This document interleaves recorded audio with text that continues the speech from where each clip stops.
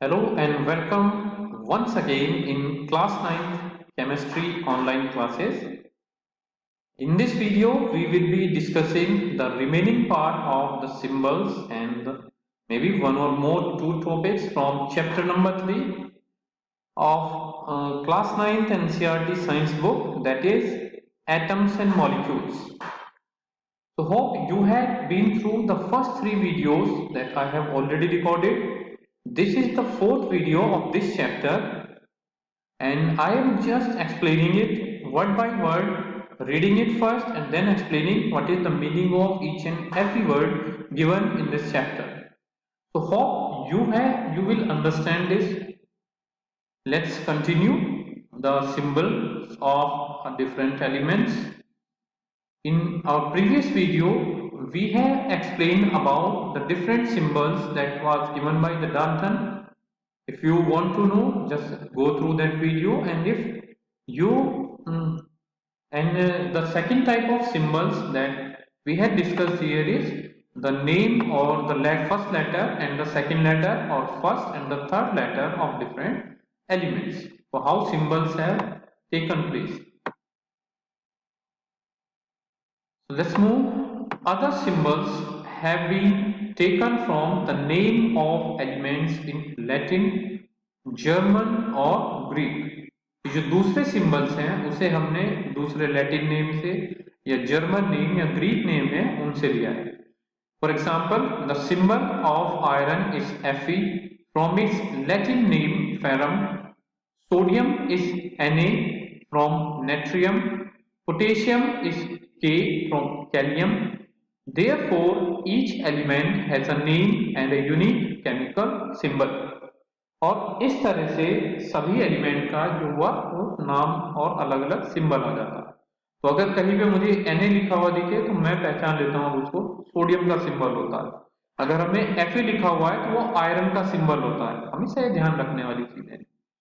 और इस तरह से जितने भी एलिमेंट्स हैं हमने उन सबको क्या किया है, सिंबलाइजेशन कर दिया था और उन्हें पीरियोडिक टेबल में अरेंज कर दिया है. क्लास 9 में तो आपको पीरियोडिक टेबल नहीं पढ़ाई जाएगी अभी, लेकिन फिर भी पीरियोडिक टेबल सबसे पहली प्रायोरिटी होती है केमिस्ट्री पढ़ने. केमिस्ट्री को अगर सही से समझना है. नेक्स्ट ईयर आपकी नेक्स्ट क्लास में यानी क्लास 10th में जो चैप्टर नंबर 5 आएगा आपका, वो पीरियोडिक क्लासिफिकेशन ऑफ एलिमेंट्स आएगा. उसमें प्रॉपर्ली एक्सप्लेन है कि किस तरह से इन एलिमेंट्स को different different groups of periods में डिवाइड किया गया है, जिसे हम पीरियोडिक टेबल कहते हैं. फिलहाल हम कंसंट्रेट करेंगे सिर्फ और सिर्फ इनके सिंबल्स के ऊपर कि कैसे हम इनके सिंबल को डराइव करते हैं. तो हमने अभी तक जो डिस्कस किया उससे क्या पता चला है अभी तक हमें कि इसमें या तो हम अकेला जो पहला लेटर है वो ले लेते हैं जैसे हाइड्रोजन के केस में, या हम पहला या दूसरा लेटर ले लेते हैं जैसे एल्यूमिनियम के बारे में हमने पढ़ा था. और पहला लेटर हमेशा कैपिटल होगा, दूसरा लेटर हमेशा स्मॉल होगा. ये बात ध्यान दे रखना हमेशा. अगर आप दोनों को कैपिटल में लिख देंगे तो हमेशा गलत होगा and it will cost you marks, कि आपको फिर मार्क्स उसी तरह से कट जाएंगे इसके अंदर. तीसरा जो हमने इसमें देखा कि बहुत सारी एलिमेंट्स ऐसे हैं जिसमें हमने फर्स्ट लेटर और थर्ड लेटर लिया, जैसे क्लोरीन और जिंक हम एज एन एग्जाम्पल ले लेते हैं. वहां पे हमने यही किया कि अगर फर्स्ट लेटर है वो कैपिटल होगा और जो हमने थर्ड लेटर भी अगर यूज किया है तो वो स्मॉल लेटर में होता है हमेशा. इसके अलावा हम जो एलिमेंट्स हैं उसके अगर हम सिंबल्स देते हैं तो वो सिंबल्स किससे ले सकते हैं, उनके लैटिन नेम से, जर्मन या ग्रीक से. एग्जांपल यहाँ पे दिया है कि आयरन का सिंबल Fe होता है, वो हमने लैटिन नेम फेरम से लिया है. सोडियम का जो सिंबल है वो Na होता है, उसे हमने नेट्रियम से लिया है. पोटेशियम का सिंबल कैलियम K होता है, उसे हमने कैलियम से लिया है. तो इसी तरह से हर एक एलिमेंट के यूनिक सिंबल्स हो जाते हैं. अगर हम इस टेबल को देखते हैं ध्यान से, कि आप टेबल देखिए तो उसमें पता चलता है कि जो एलिमेंट्स हैं यहाँ पे सिंबल दे रखे हैं.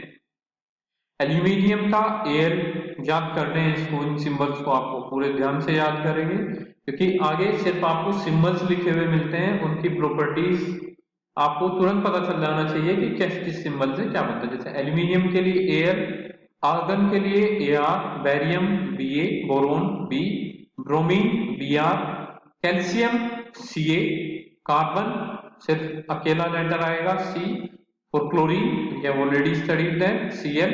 For cobalt, that is Co. This also we have already covered. Then for copper, it is Cu. For fluorine, it is F. For gold, it is Au. For hydrogen, it is H. For iodine, it is I. For iron, it is Fe. And Fe comes from ferrum. From lead, it is Pb. For magnesium, it is Mg. For neon, that is Ne. This is a noble gas having atomic number 10. For nitrogen, it is N. For oxygen, it is O. For potassium, it is K. For silicon, it is Si. For silver, it is Ag. For sodium, Na. Sulfur, S. Uranium, U. Zinc, Zn. So these elements are given. Let's count them: 1, 2, 3, 4, 5, 6, 7, 8 and 9. If 9 are there, 9, 3 columns are there, 27 elements and their symbols are given there. At least you have to learn them all. Okay, these will be very beneficial, not in this class only, in your next class only. And next year you will have to face board examinations. So it is better to prepare today for tomorrow. Okay, let's move further. What else is remaining here? That is passage of time. Okay, where were we? Okay, go back. Okay, the above table is given for you to refer to whenever you study about elements. Do not bother to memorize all in one go. ठीक है, जो ये table दे रखी है इसको इसीलिए reference, ताकि जितना भी सिंबल्स कभी आए तो आप रेफर कर सके उसको, और कभी भी आपको ये इनको याद करने में मतलब सोचिए मत, ये याद करने ही पड़ेंगे आपको अगर कुछ अच्छा सीखना चाहते हैं तो.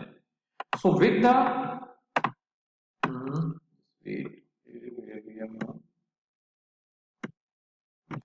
with the passage of time and repeated usage, you will automatically be able to reproduce the symbols. ठीक है, जब टाइम के साथ साथ जब आप बार बार उन्हें रिपीट करते चले जाएंगे यूज करते हुए, तो ऑटोमेटिकली आप उन सिंबल्स को लिखना शुरू कर देंगे और आपको पता होगा कि ये किसका सिंबल है. इसलिए बार बार उन चीजों को रिवाइज करना जरूरी है. Now we move on to our next topic, that is 3.2.2 atomic mass.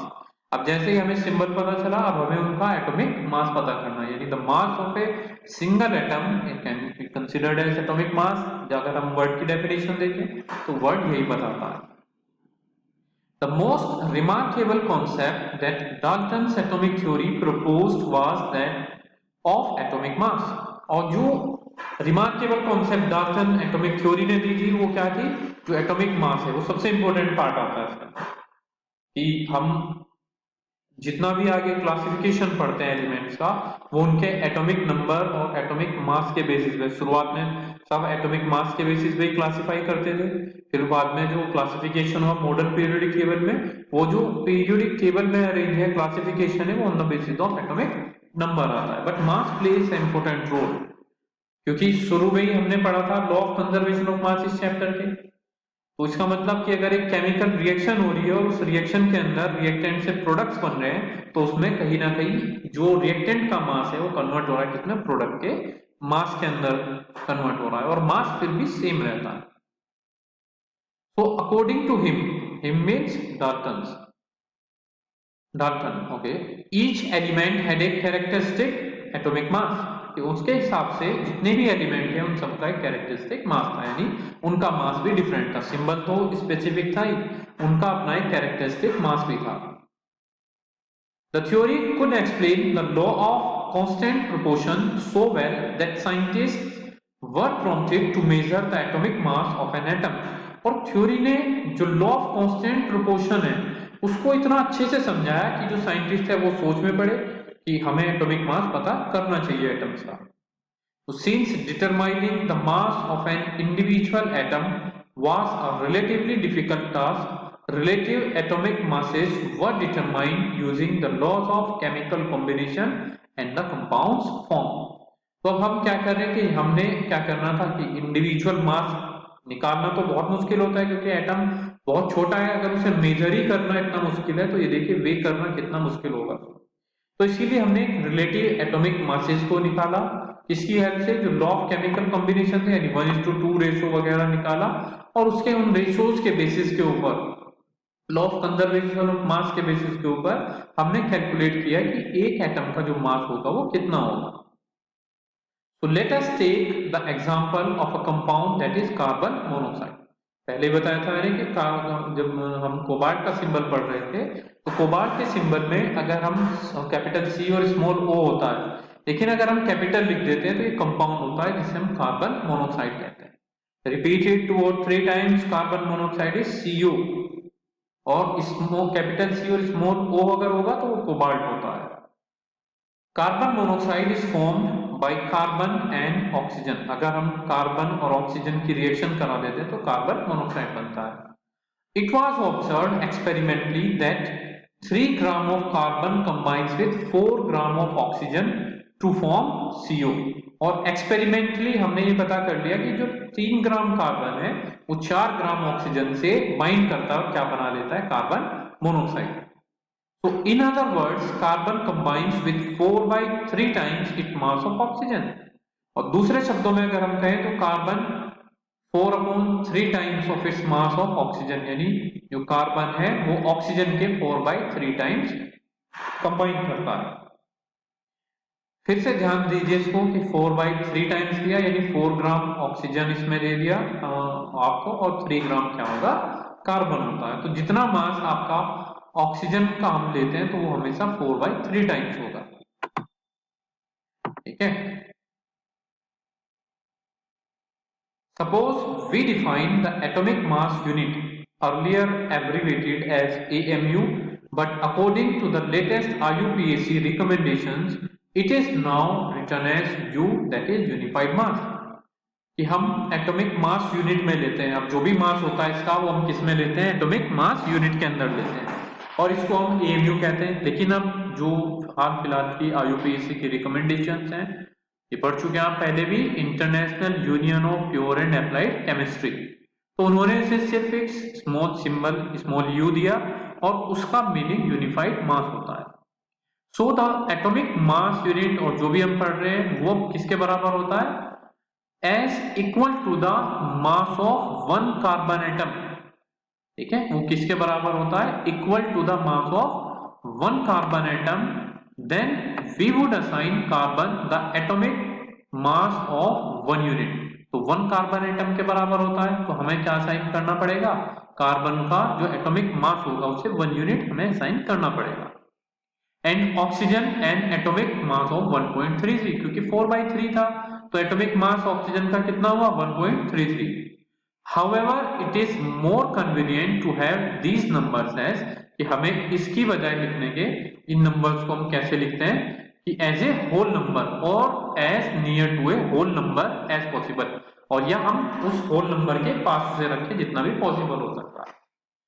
So while searching for various atomic mass units, जब हम सर्च कर रहे थे अलग अलग एटॉमिक मास यूनिट्स को, तो scientist initially took 1/16 of the mass of an atom of naturally occurring oxygen as a unit। तो शुरू में क्या लिया उन्होंने कि ऑक्सीजन का जो मास लिया उन्होंने 1/16 लिया, जो सर्च कर रहे थे एटॉमिक मास यूनिट को। तो साइंटिस्ट ने शुरुआत में क्या माना कि वो 1/16 मास होगा किसका, ऑक्सीजन का। लेकिन this was considered relevant due to 2 reasons. ऐसा क्यों माना गया, इसकी 2 वजह थी। Oxygen reacted with a large number of elements and form compounds, के ऑक्सीजन बहुत सारे एलिमेंट से रिएक्ट करता है और कंपाउंड्स बना लेता है। और दूसरा, this atomic mass unit gave masses of most of the element as whole number, और इस एटॉमिक मास यूनिट से ज्यादातर जो एलिमेंट्स हैं उनके हमें होल नंबर में मिलते हैं। ठीक है, तो अब हम जो इसमें पढ़ रहे हैं वो एटॉमिक मास पढ़ रहे हैं। अभी तक हमने जो भी देखा उससे हमें पता चला कि वो 1/16 ऑफ ऑक्सीजन मास। जो रिमेनिंग है we will continue in our next video. Thank you. Just go through this video 1 or 2 times if you really want to understand the concept behind it. Then in the end of the next video or initially you would come to know what actually the atomic mass is. Well, thank you everyone.